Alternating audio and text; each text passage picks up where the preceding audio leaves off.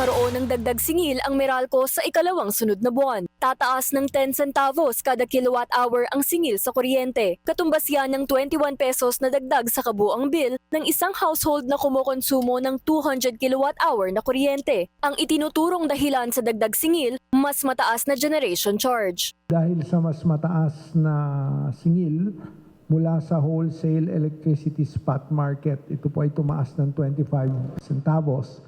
Tumaas din po yung power supply agreements ng 10.5 centavos. Ayon sa Meralco, nakaapekto rin ang foreign exchange rate o ang paghina ng piso kontra dolyar sa pag-aangkat ng produktong petrolyo. As you know, the power plant's operating expenses, particularly on fuel, are affected by fluctuations in the peso vis-a-vis the dollar rate.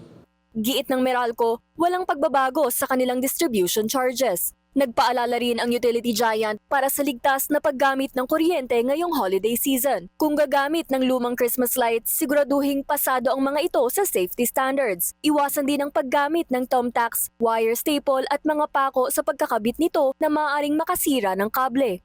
Doon po sa mga kababayan natin na magbabakasyon po ngayong panahon ng Kapaskuhan, make sure po wag ho tayo mag-iiwan ng kahit na anong appliances naka-on.